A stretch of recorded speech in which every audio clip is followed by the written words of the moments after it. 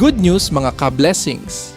Inanunsyo ng pamahalaan sa ilalim ng pamumuno ni Pangulong Ferdinand R. Marcos Jr. ang pamamahagi ng 5,000 pisong fuel subsidy para sa mga pampublikong driver na naapektuhan ng kasalukuyang krisis sa Middle East. Ang tulong na ito ay ipapamahagi sa pamamagitan ng Department of Social Welfare and Development gamit ang pondo mula sa Assistance to Individuals in Crisis Situations Program. Ayon kay Rex Gatchalian, layunin ng programa na tulungan hindi lamang ang mahihirap kundi pati ang mga manggagawang Pilipino na apektado ng kasalukuyang sitwasyon.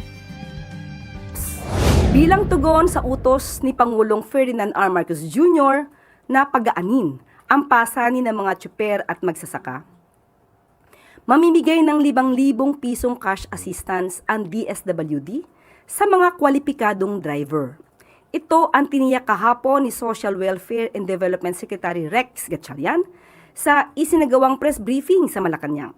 Aniya, malinaw ang utos ng Pangulo. Ang tulungan ang ating mga kababayan na direktang apektado ng pagtaas ng presyo ng petrolyo.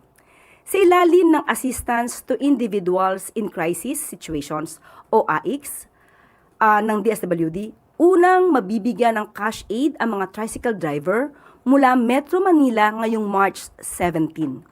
Ayon sa kalihim, nilalakad na rin ng ahensya ang pamimigay ng cash assistance sa mga driver ng jeep, TNVS at iba pang sektor sa oras na makuha nila ang buong listahan ng mga benepisyaryo. Pinadali na rin ng ahensya ang pag-aabot ng tulong. Kung noon ay voucher o cards, ngayon ay cash ang matatanggap ng mga benepisyaryo para malaya silang makakapagpasya kung saan ito gagamitin at kung saan angkop ang pera. Tiniyak naman ni Secretary Gatchalian na sapat ang pondo ng pamahalaan para sa pamimigay na tulong pinansyal bilang bahagi ng whole of government at whole of society approach para alalayan ng ating mga kababayan.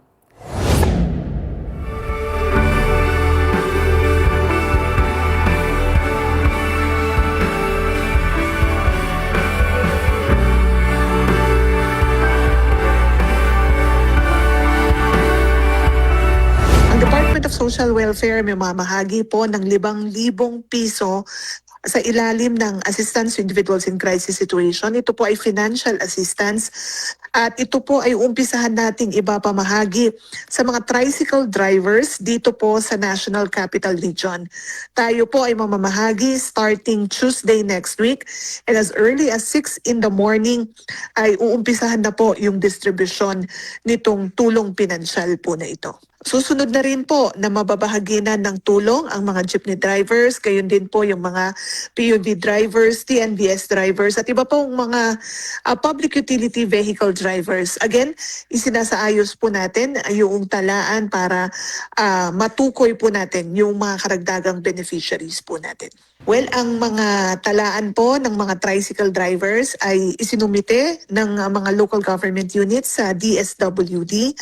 Galing po iyan sa mga LGUs, binalidate po nila yan dahil ang mga tricycle drivers ay kumukuha pa ng rehistrasyon o prangkisa mula po sa kanilang lokal na pamahalaan at may mga asosasyon po iyan. So sila po ang nakakakilala kung sino-sino yung mga namamasada ng mga tricycle drivers dyan po sa kanilang mga lugar. At yung listahan po na yan ay nagkaroon tayo ng data cleansing, duplicity check para maging malinis yung ating pong talaan which will be the reference in preparing the payroll. So sa Tuesday, ang dadalhin lang po ng ating mga tricycle drivers ay ang kanilang valid driver's license at isang photocopy po nito. Ang schedule ng schedule at mga payout sites ay malalaman po nila mula sa kanila pong mga local social welfare officers dahil sila po yung mag-aanunsyo kung saan at anong oras po magtutungo yung pong mga tricycle drivers doon sa kanilang mga payout sites. Simultaneous payout activities po tayo starting March 17 or Tuesday.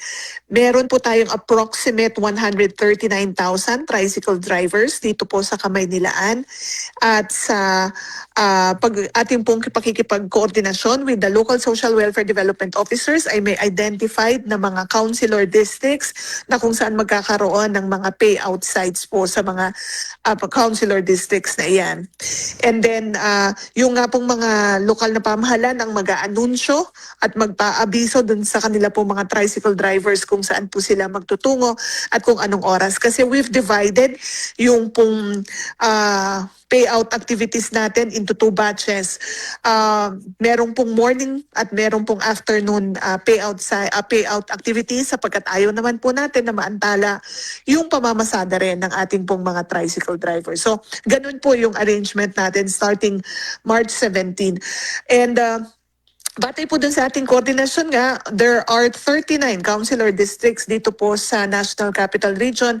So yung pong ating mga tricycle drivers will be asked to go to those payout sites po starting Tuesday. Well, ito pong assistance na ito ay of course bahagi or naging resulta ng ating pong pakikipagpulong with local chief executives at nakita na ito ay maari nga pong makatulong doon sa ating mga drivers sapagkat alam naman natin na dahil nga sa pagtaas ng presyo ng petrolyo ay naapektuhan yung kanila pong pagbibiyahe, nababawasan din po yung kanilang naiuwi sa kanilang pong tahanan at naapektuhan din yung kanilang pang-araw-araw na pangtustos doon sa mga pangangailangan po ng bawat miyembro ng pamilya. So, again, ang assistance to individuals in crisis situation is a social safety net. So, it cautions the impact of an adverse shock or crisis na nararanasan ng isang individual o isang pamilya.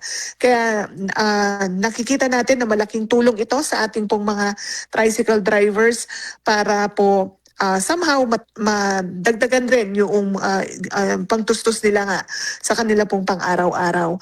At minomonitor naman po ng DSWD ang sitwasyon.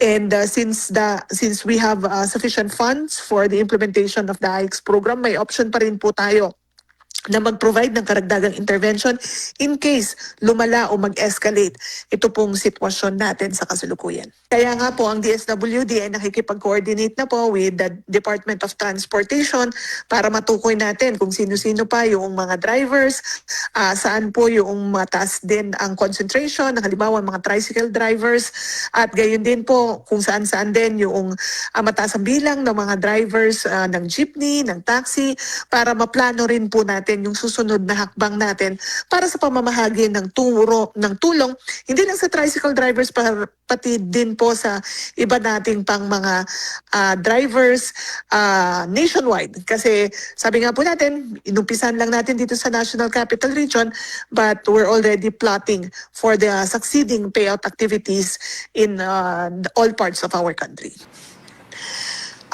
Alinsunod din po sa kautusan ng Pangulong Marcos Jr. na tiyakin natin na mabilis yung pamamahagi ng tulong sa ating pong mga apektadong mga tsuper.